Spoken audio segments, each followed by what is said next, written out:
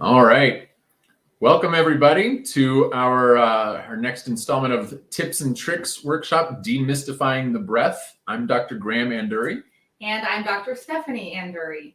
Breath management is one of those sort of pedagogical black holes in teaching voice and singing, because there are at least as many ways to address the breath or to experience the breath as there are singers or pedagogues. There are it's innumerable ways to experience and describe the breath. And so it becomes this big confounding area of understanding among so many singers. So we're offering this workshop today to sort of demystify some of those mysteries around how to use your breath while singing, what is the goal of the breath, and how do we feel it in our bodies. That's right. And so by the end of this workshop, you're going to be able to understand multiple approaches to breath management so that you can find the approaches that work for your voice and your body, which may be different from how other people experience those things. You're also going to be able to use the breath as a powerful medium for emotional expression. And this is something that we feel doesn't get talked about nearly enough. Yes. We talk about the mechanics of breathing all the time in the voice studio, but there's such a huge emotional component to what breath management really means. Right. And when we focus just on the mechanics, we are missing the entire point of singing. We don't just sing to make sound, right? We're singing to convey an emotional experience, an emotional, spiritual expression of ourselves. And so when we neglect to talk about the spiritual part of the breath or the emotional part of the breath, we are neglecting a huge part of why the breath is important. And really, that is what is going to allow you to leave a strong and lasting impact on your audience. And then beyond that, you're gonna be able to take full advantage of the natural, inbuilt, inherent wellness benefits of the singer's breath, of which there are many. Many. And Yes. And then if you stick around to the end, you're going to receive a free ebook, Demystifying the Breath, that's going to go over all of the tips and tricks that we cover in this workshop and then some. It has even more than we're going to be able to cover in this workshop today. So stick around to the end. Make sure you get that free ebook. We're also going to tell you how you can take an even deeper look into not just breathing, but other elements of holistic vocal technique as well. Mm-hmm. Absolutely. So our own personal stories of breathing are probably similar to a lot of yours. We didn't really have a grasp on what our bodies felt like when we were breathing optimally for ourselves and for our own voices until, I would say, probably when we were in our doctorates or maybe after our doctorates. Really. Yeah. And so for me, I always felt like everything needed to be tight. This came probably from two different places for me. First of all, I sort of have struggled with anxiety my whole life. And whenever I'm feeling anxious, I have a really hard time allowing my breath to move through me, allowing my body to expand in all of the places that it needs to expand. So that's probably the first one. But I would say I've also been taught a lot that the objective of using the breath is to tighten so that you're not tightening in your throat, in the muscles in and around your larynx. And unfortunately, kind of works the opposite. That is totally contrary to what happens when we tighten those muscles. They necessarily have an impact, a tightening effect on the muscles in and around our larynges. And we'll talk about that in a bit. Yeah. And so we've each gone through a number of different voice teachers and different schools of thought surrounding breath and just technique in general. And so we've experienced a lot of these different approaches firsthand. And then we started to do our own exploring of those things as well, because a lot of the things that we were taught didn't always make sense to us. I remember being an undergrad and I would we called it the Buddha belly. And I would just puff out my belly as hard as I could. I would try to push my belly out. And I thought that was my Appoggio. That was my, breath support. And it never really worked as well as I wanted it to. And I didn't understand why until I started to explore some different ways of describing the breath, different language around describing the breath, and some different approaches to, feeling things in a different way. So we'll get to explore all kinds of those things. You're going to experience them for yourself today. Yes. So there's a lot of confusing terminology around breath that we want to just kind of clarify some things. Probably the most ubiquitous term that we come across is breath support. And this seems to be falling out of fashion a little bit these days. I remember kind of having my own confusion around what does that term even mean when somebody would say you got to support the sound with the breath. Like, okay, I don't know what that is. And so that I think can be confusing for a lot of people because that doesn't necessarily have inherent meaning to it. Right. Another one that we hear all the time is control, breath control.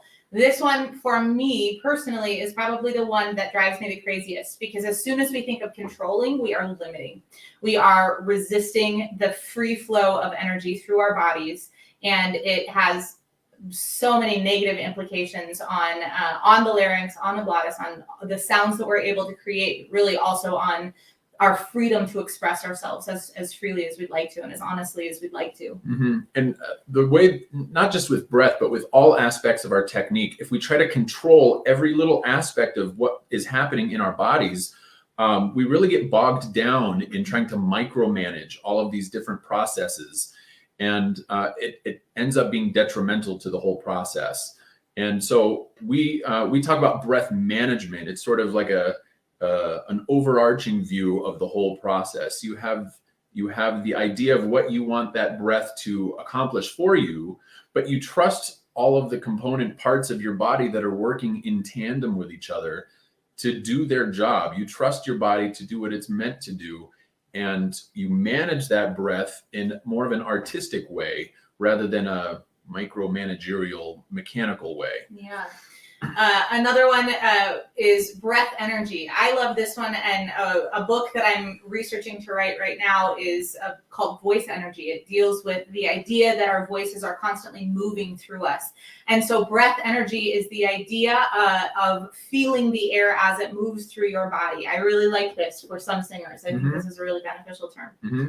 And then this one is, we hear this all the time as well. This is really common in especially classical schools of singing, but even outside of classical music, we hear this as well. Appoggio. And so we hear Appoggio as though it's like this singular type of breathing technique, that it's like the old school Italian way, it's the right way to breathe. Appoggio literally just translates to I lean. So at some point a long time ago, somebody figured out this sensation of leaning, kind of internally leaning outward.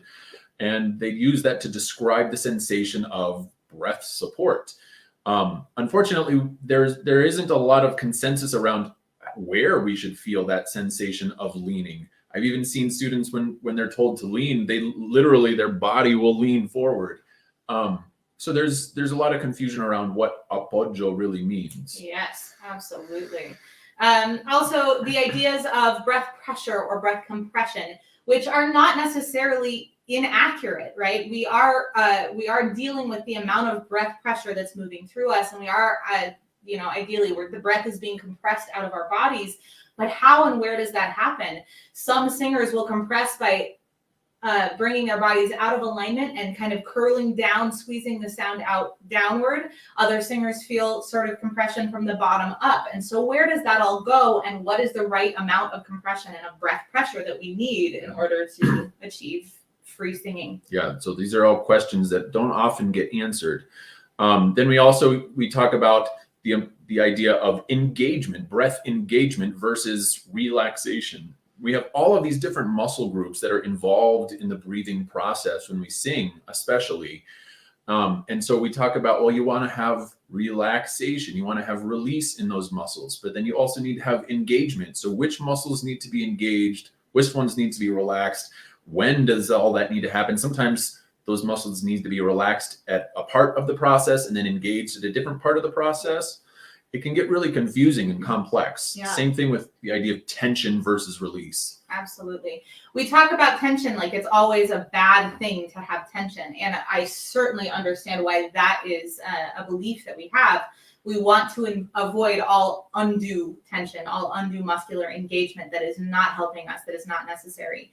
However, When we contract our muscles, there is tension. And every single motion that we create, every single time we move, there has to be some sort of muscular engagement that's driving that motion. So there is necessarily some sort of tension, although we avoid that word at all costs because it often it manifests in not beneficial ways. But understanding that your body releases as it inhales, it opens, and we will work through in just a moment what is happening in our bodies and how each individual body experiences tension a little bit differently.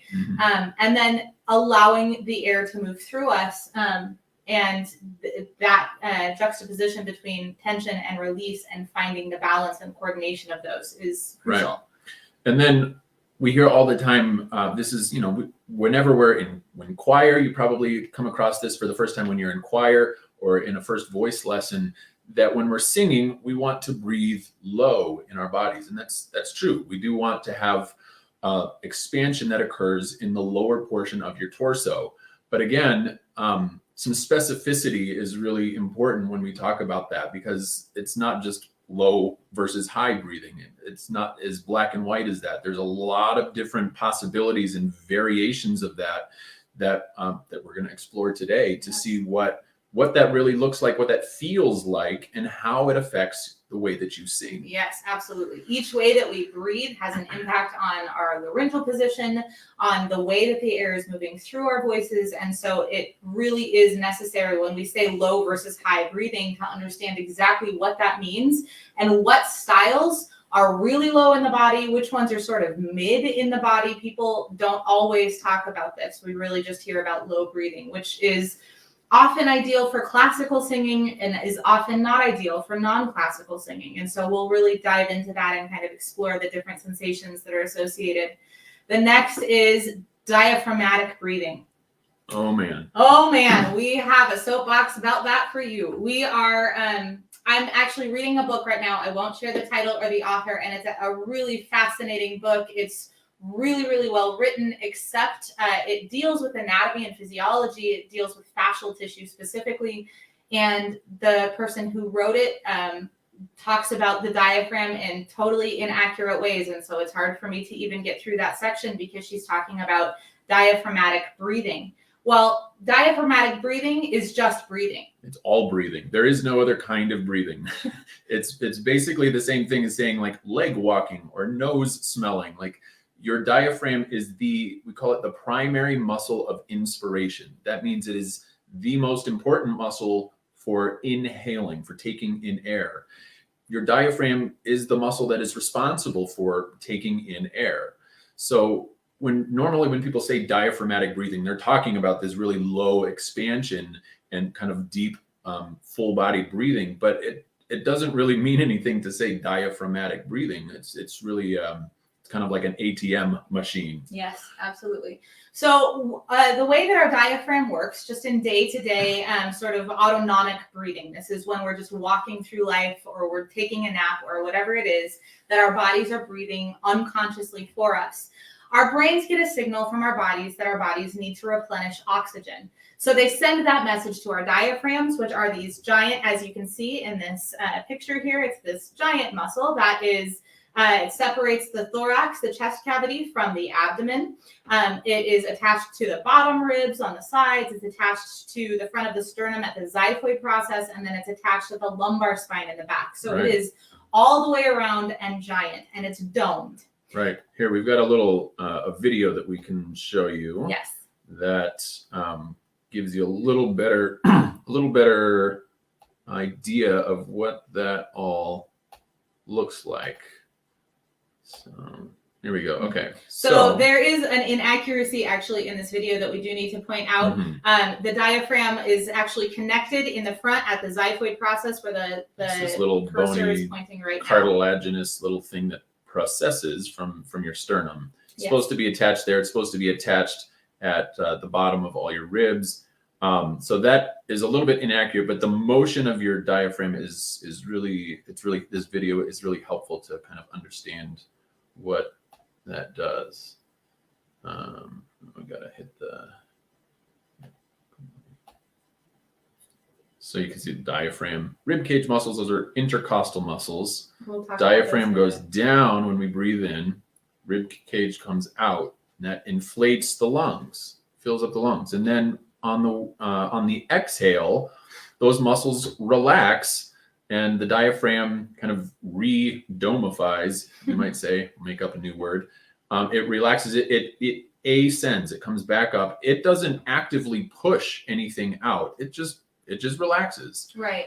Muscles are either turned on or off. They are either contracted or they are relaxed. So when we think about the diaphragm as a muscle of inspiration, its job is to contract and drop down. It pushes out the viscera. And when it contracts, it pulls down the lungs with it and creates more volume in the lungs.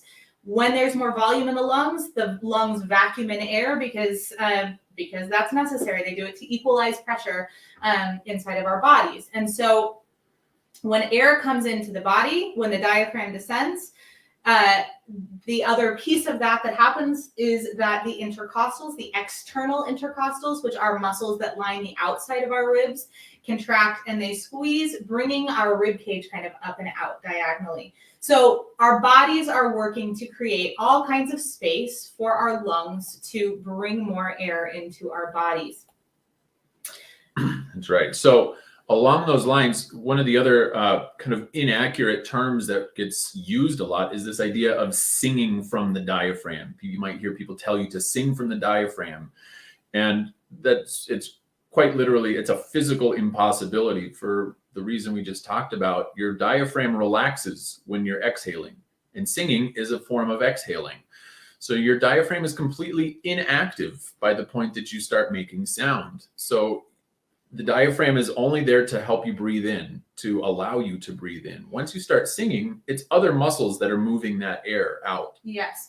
So the muscles around it, all of our core muscles, we have muscles in the back called the quadratus lumborum. We have our side muscles that are called our obliques, our abdominal muscles throughout all of the muscles throughout our cores are controlling the rate of ascent of the diaphragm. And that's what ends up moving the air back out of our bodies. Mm-hmm. But the diaphragm is inactive the entire time we are exhaling. Mm-hmm.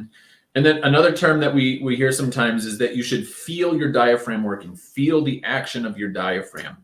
And you can't actually really do that. You can feel the effects of your diaphragm. You can feel the expansion of your body as your diaphragm pushes into all of your viscera, your internal organs, and as those expand out against your abdominal walls, you might feel some of that increased tension, essentially, or that firmness in your abdominal muscles as everything is pushing outwards against them. But you don't actually have any sensory nerve endings in your diaphragm. So you can't feel your diaphragm directly. It's kind of like you can see the effects of the wind, but you can't see the wind itself. Yes. Same kind of an idea. So as we said before, there are a lot of different ways of describing the breath. There are a lot of different ways of experiencing the breath. And that takes us to point number one here, our secret number one. There's not just one right way to do it. Yes. So often we are told by voice teachers, by choir directors, by coaches that we must do exactly what they are telling us to do because it's the one and only right way to do it, or else we will ruin our voices, we'll never have careers. This idea drives me so crazy because we don't all have the same body. We don't all learn things or take in information the same way. We're not all trying to sing the same music. And our voices don't function exactly identically. We all have different bodies. And to neglect this is just so sad because we are just neglecting the idea that our singers can be singers in their own bodies. Mm-hmm. And so we're going to explore a number of different approaches to breathing, some of which are more effective than others, some of which are intentionally not effective. But we want to show you why they're not effective. So you don't just assume that, well, we don't do that because it's bad. I don't know why it's bad, but it's bad. Right. We're going to find out why it's bad. Yeah, absolutely. So let's start with the one that we've all heard a million times, and we'll agree on this one. This is about the only one that we'll say absolutely is not a good way, and we'll talk about why in just a moment. we're going to start with a really, really high breath. So while you're breathing, see if you can feel expansion all the way up into your shoulders. And you can even hear in my voice when I breathe that way that there is some very serious restriction built in. It's uncomfortable to speak. It's really uncomfortable to breathe. But I want you just for a moment to breathe in that way and become aware of the sensations that you're feeling in your body that are creating the high breath. Mm-hmm. Notice what's happening below that breath. Yeah, notice where in your body you might be feeling some tightness or some tension. Notice what you feel in your throat, what you feel in and around your larynx when you breathe this way. And we're going to have you sing just a little bit. We're going to do maybe. You're all muted. I think if you're scale. not, you're happy to go ahead and mute yourself if you're not. We'll just start on an F there, and we'll just go. I'm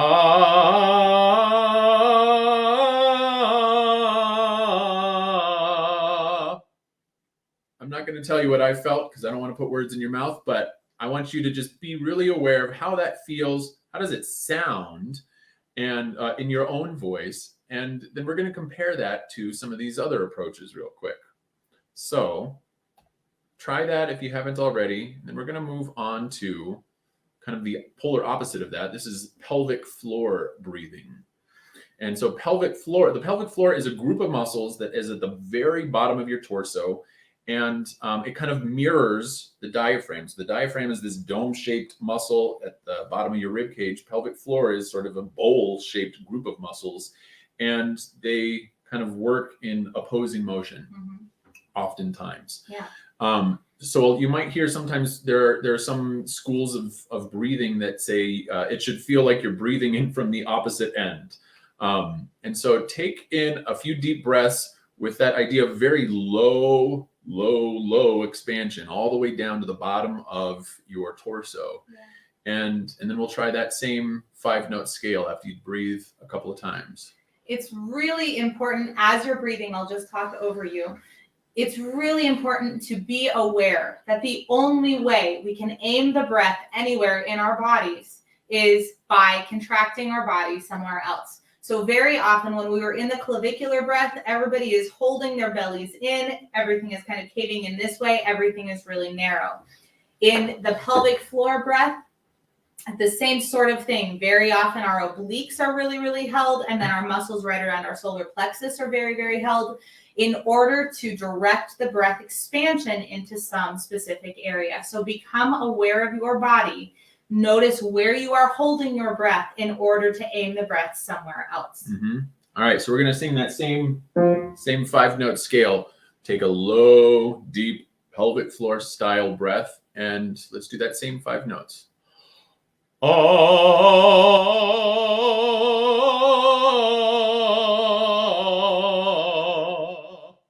See what difference you notice in your own body, in your own voice, between that and the clavicular breath. Yes. Okay?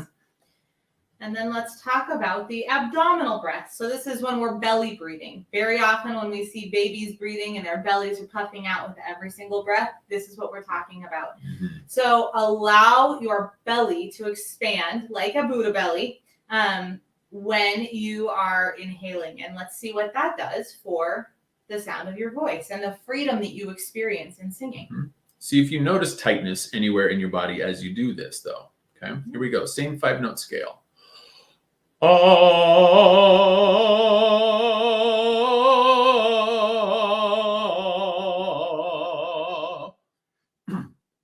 noticed definitely some tightness in my body, and it translated to tightness in my throat, which made some shakiness in the pitches there.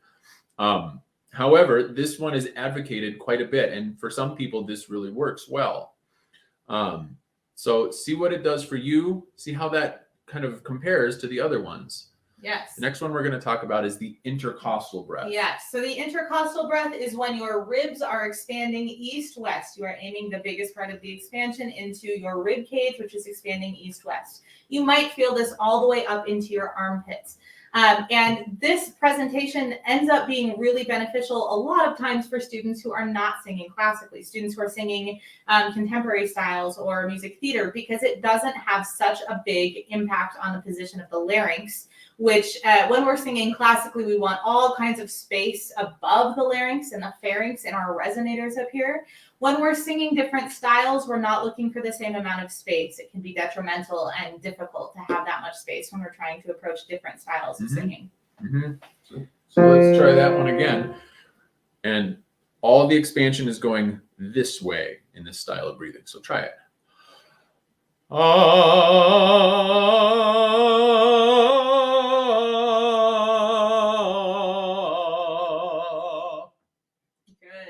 Let us know what do you notice between that's different between all of these different styles. If you experience somehow that one is working easier than another, or that it changes the way that your voice sounds, let us know in the chat. Comment what your experience is on this. Yes, absolutely. Now, there are a lot of these that we cover when we do workshops and classes, that we have a whole big list of different styles, but we only have time to do a few of these today. The last one we want to do is what we call the full release breath. So this happens on inhalation, just like all of these other do, that we are really expanding our bodies fully. This means that we're releasing all of the muscles that we're used to holding all day, every day, most of which we are completely unconscious of, and allowing the air to drop into our bodies, fully filling us up. So you might normally feel, or not feel, but experience that there is tightness in your solar plexus.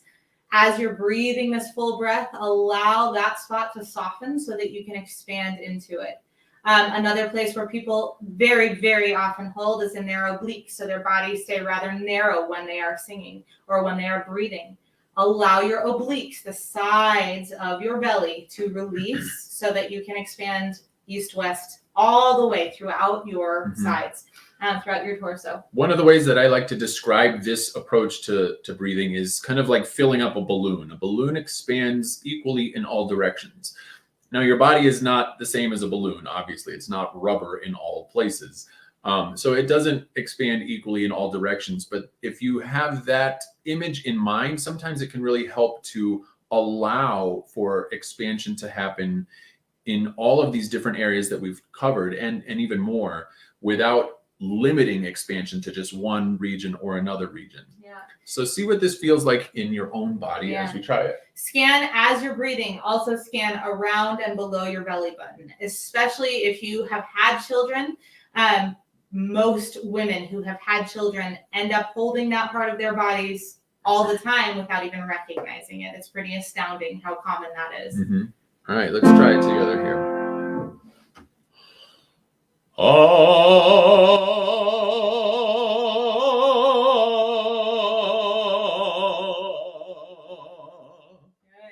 And go ahead and leave a comment if you have one that you preferred, or if you have questions about any of those, any sensations that feel really beneficial or really detrimental to you. So the clavicular breath is the only one that we say avoid completely. And the reason is, even though we end up taking in the most oxygen when we breathe clavicularly, this is why we see marathon runners after they've finished a race heaving into their chests. We take in the most oxygen that way. That's actually not our chief concern as singers. We think it is, but it isn't. We don't need that much air to get through the end of the phrase. We do need to be able to manage the air and to be in command of the breath pressure that's moving through us. So when we are breathing clavicularly, we don't have muscles up here that can control the rate of that breath release. Right. So we end up just doing it with the glottis, which ends up putting so much pressure on our vocal folds.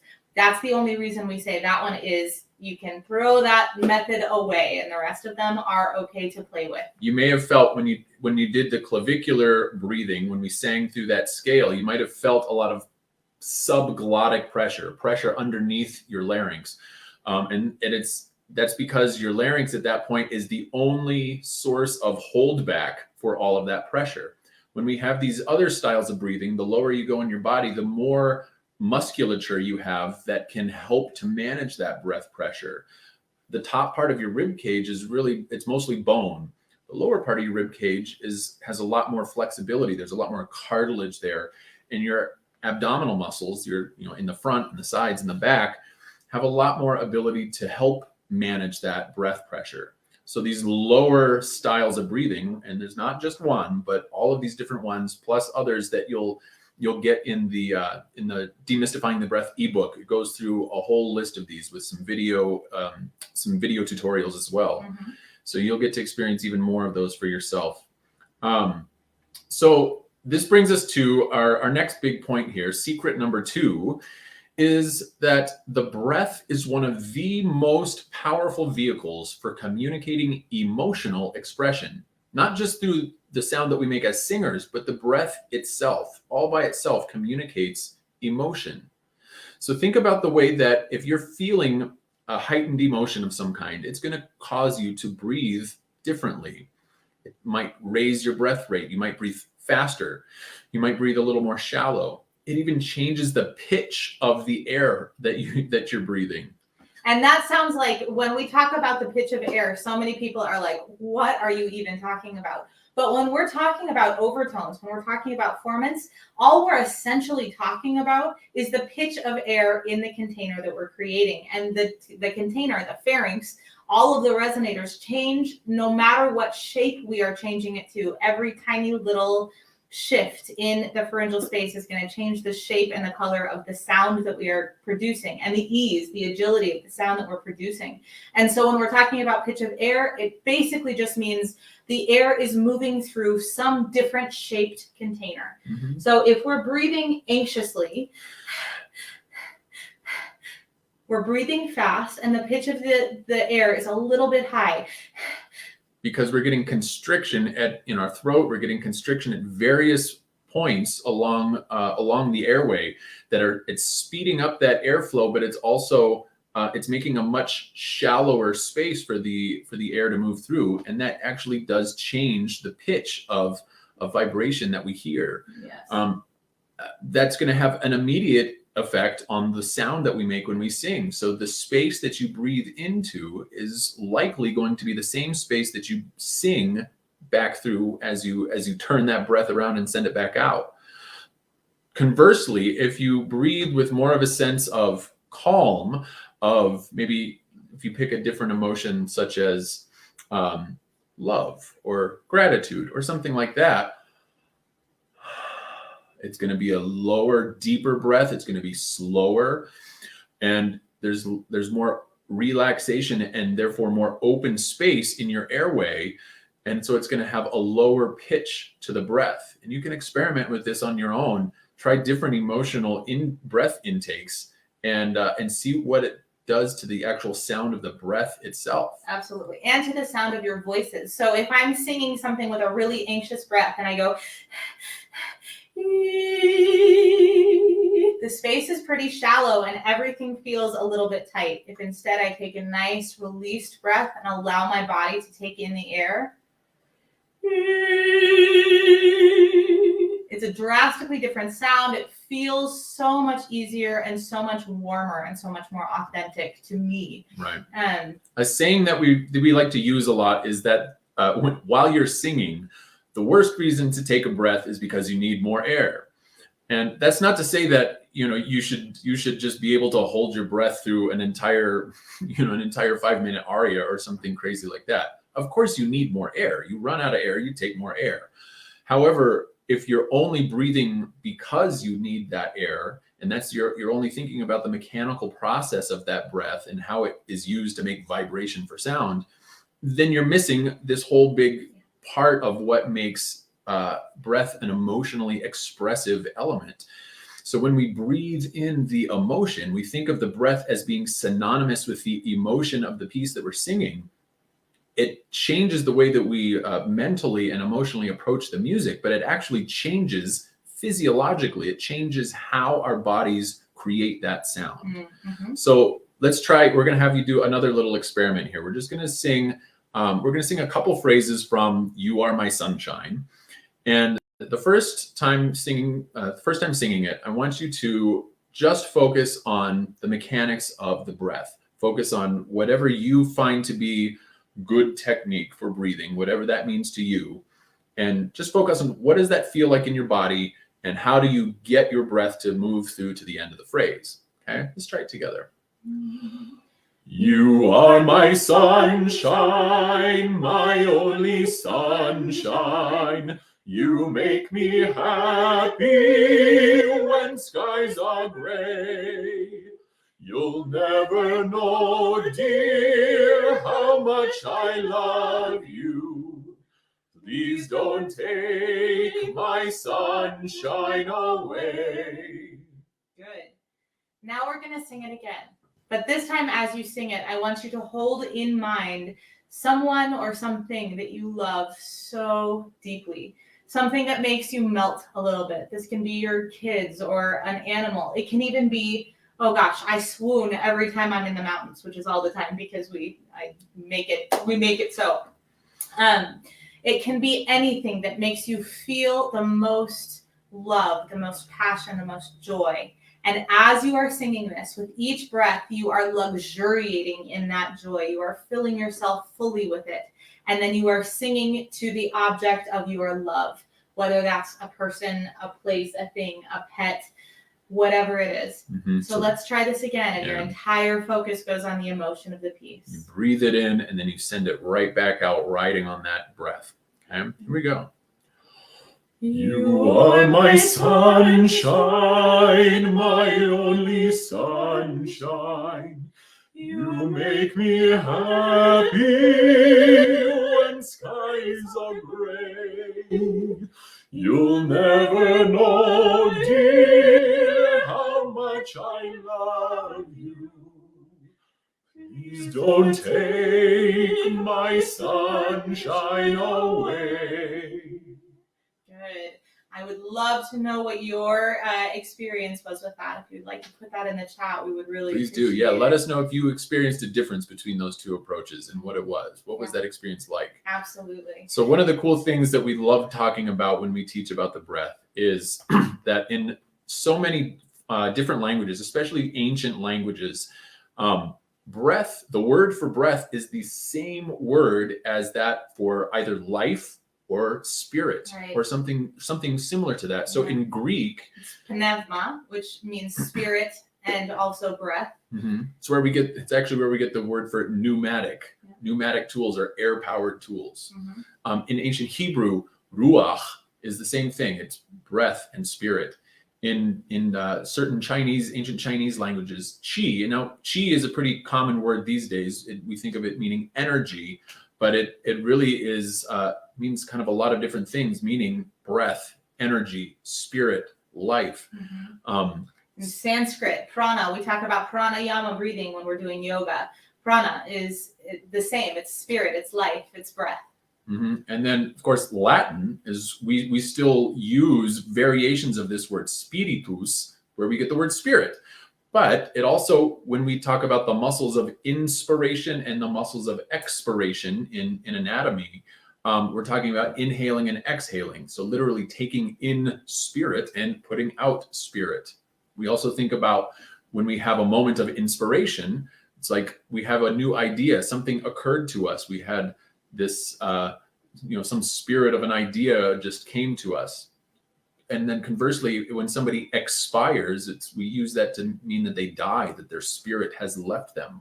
Well, they get used in different ways, but it all comes back to those same root words that breath and life, or breath and spirit, really are synonymous in so many ways. And so when we think of singing in those terms, when we realize that you're taking in more than just molecules of air, you are taking in the spirit of the piece that you are singing, and then you are sending it back out to the audience that way. But if you forget that that's what you're trying to do, if you forget about what you're really communicating, then the breath is just, it gets reduced to that mechanical process again. And we don't have the ability to make a strong impact on our audiences when we're just being machines. Yes, absolutely. This leads us to secret number 3. The singer's breath has amazing and immense benefits for our physical, our mental, and our emotional well-being when we do it properly. So normal everyday breathing The goal is to replenish our bodies with oxygen, which is the catalyst for energy. Oxygen carries energy from the food we eat into the tissues of our bodies, and it replenishes that energy. So our normal everyday autonomic breathing is just happening so that we are keeping a constant flow of energy through our bodies. When we are breathing, as we breathe to sing, we are affecting and stimulating the vagus nerve. The vagus nerve is a giant nerve. It's a cranial nerve that goes through our whole bodies, and it innervates our ears, it innervates the larynx, it innervates the heart and the lungs and all of our viscera. So as we are breathing deeply, very often we think of deep breathing as just a means of mindfulness and presence in the moment. It goes beyond that. We're also stimulating this nerve, which brings us out of fight or flight and into our rest and digest mode.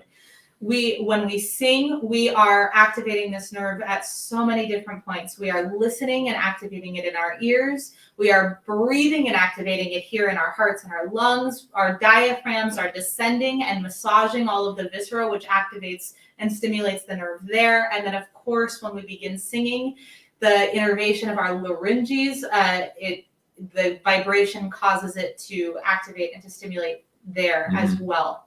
So the vagus nerve is probably the largest portion of what's called the parasympathetic nervous system, which counteracts the sympathetic nervous system. Sympathetic nervous system puts you into fight or flight, floods you with cortisol, stress hormone, and adrenaline. It gets you ready to either go fight somebody or run away or sit somewhere still and freeze in place.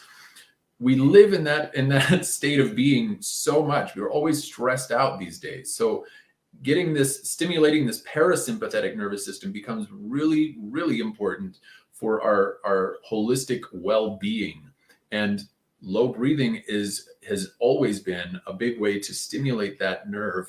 And singing, the type of breathing that we do for singing, along with the rest of the process of singing, is a really beneficial and effective way to stimulate that parasympathetic nervous system. This is why deep breathing is found in spiritual practices and in just wellness practices around the world and throughout history. Through meditation practices and breathing practices, we activate this vagus and bring ourselves into a place of calm. Right. The other thing that it does is it establishes increased heart-brain coherence. Now, heart-brain coherence, that just means that our brain waves and our heart waves, our biorhythms, are syncing up with each other. And when this happens, we establish a sense of calm, of peacefulness, and it generally accompanies positive emotional states. It also stimulates that parasympathetic nervous system when we're in this state of calm and heart-brain coherence. It's just a much healthier state of being for your body, for mental health, for emotional health, for physical health. So this deep, low breathing is really crucial for that.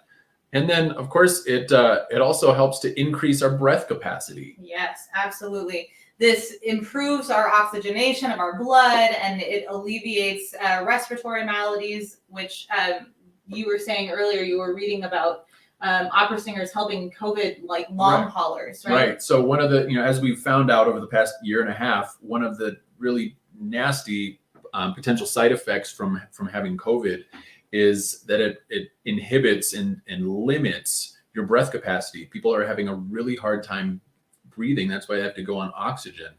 And so there was an article that was going around the internet for a while about opera singers teaching people that had COVID already, teaching them how to breathe like a singer in order to gain more access to the full capacity of their lungs and to increase the capacity of their lungs, because they're training all of these different muscles that they're not used to using to breathe.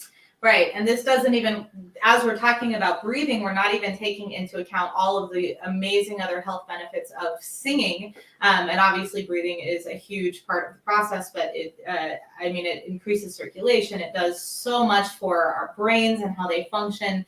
It boosts our immune systems. There's so many amazing health benefits to singing and to using our voices. just barely scratching the surface on this. Yeah, there's so much that we could share about this. Not only are you getting the positive effects of deep breathing, but when you're singing, you're also getting what's called vibroacoustic effects, or the vibrations, the sound that you're making with your voice is vibrating the physical structures of your body. And there have been all sorts of studies to show that that has its own healing effects and its own effects on realigning the physical structures, the cells, the molecules of your body. And then as well, it as the emotional catharsis that we experience when we sing. We get to experience emotions in a way that is really constructive, even if they're negative emotions. We get to kind of sublimate those negative emotions into positive experiences when we sing. Yes, absolutely. And beyond that, when we're singing with people or when we're singing for people, our bodies are releasing oxytocin, which is the hormone that our bodies release when we're bonding with each other. This is the same hormone that our bodies release when we're having children, or when mothers are nursing their babies, or when we're having sex. This is a hormone that makes us feel connected to other people. And gosh, I can't even name the number of reasons that this is so, so crucial for our world. Absolutely. Feeling connected to people. Absolutely. Along with all of the other, there are a whole cocktail of hormones and neurotransmitters that are produced, endorphins, when we're singing, that just promote a better overall sense of well-being, of contentment, of joy. Which we can always use more of, you know?